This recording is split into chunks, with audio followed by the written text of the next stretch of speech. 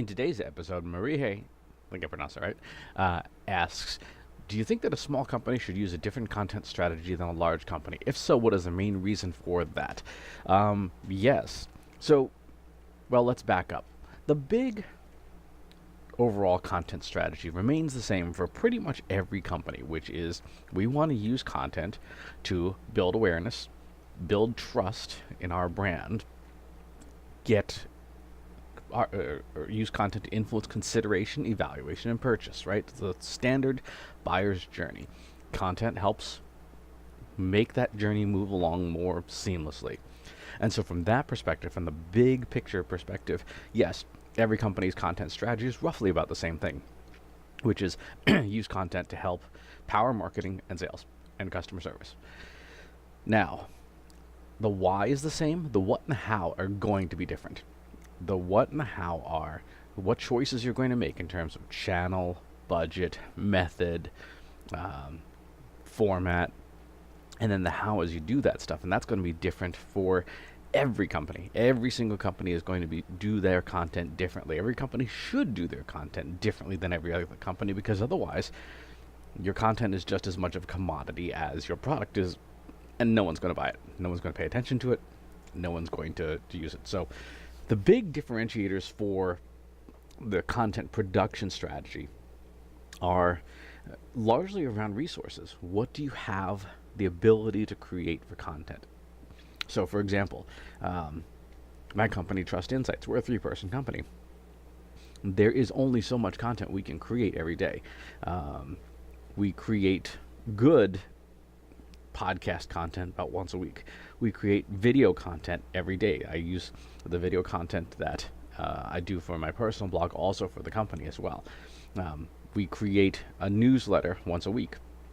We create blog posts a couple times a week, depending on what's going on and what we have to share that's important, that is useful to our audience.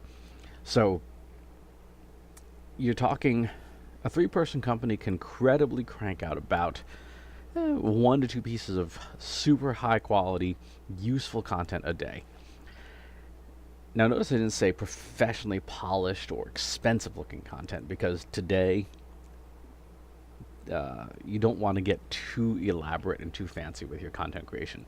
It's better to provide useful content frequently than polished content infrequently. And the other thing that tends to happen with very polished content is that the more people who are involved in the creation of it, the less useful it becomes to the end user, because as you do more content by committee, more and more people want it to be about the company and less about the audience.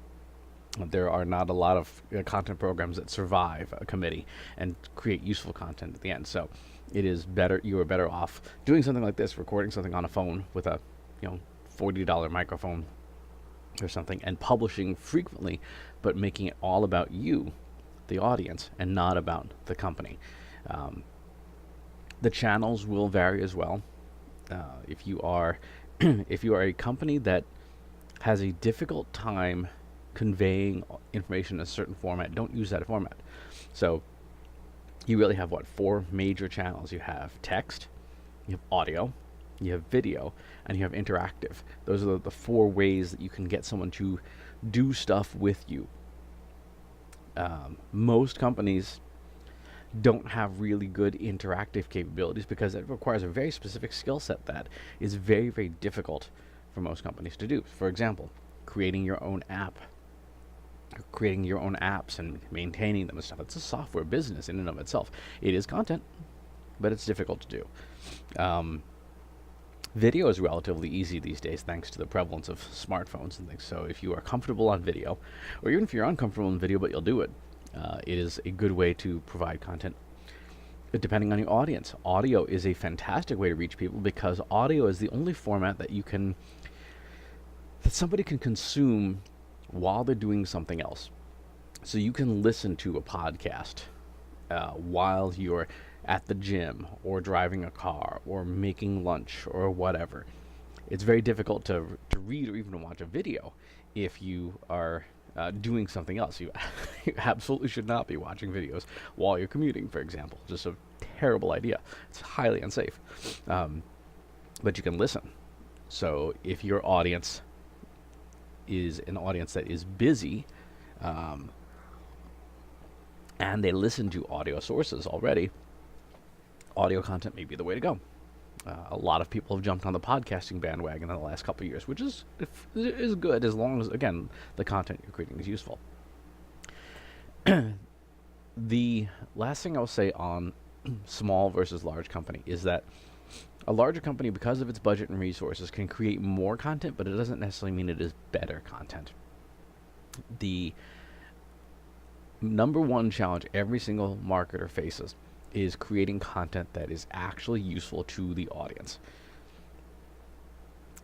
It is instinctive for marketers to make very self-centered content. Say, hey, check out our awesome products and our awesome company, and here's a picture of our lobby, and stuff that makes the CEO of the company feel better, or makes the board of directors feel better, but doesn't do anything for the customer.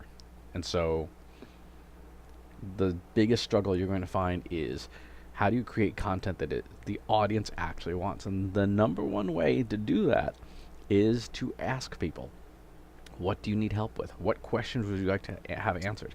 The entire reason I do this show, You Ask, I Answer, which is based off of Marcus Sheridan's book, They Ask, You Answer, is because it is inherently audience-centric. You have a question, I'll try to answer it. As opposed to me just putting stuff out there that may or may not be of interest to you. Marije sent me this entire document of like 15 questions, and I'll answer the ones that are relevant. By default, I'm making content for the audience, for you, for her in this case, because this is what she wants to know. So what questions do you get? And if you're like, well, I don't know where to get questions, guess what? I can tell you the number one source of questions for your shows, for your blogs, podcasts, video, is your customer service inbox. Guarantee you, if you get at least one email a day from customer service, to your customer service inbox, you have questions to answer that customers, that audience members want answers to. And by the way, if you create content that is answering the questions that people have, that you have received, guess what? The next time that question comes in, your sales team, your customer service team, your marketing team, your PR team, whoever, can grab the link from the content that you made and say, hey, here's a 10-minute video answers your question. Aren't we so helpful to you? Right, like, hey, I've got widget WX42, and I don't know where the plug goes for WX42. I have the WX41, and if someone's got that question, you can provide them a serious, well thought out answer that will provide real value to them and to anybody else who has questions about your stuff. So, great question.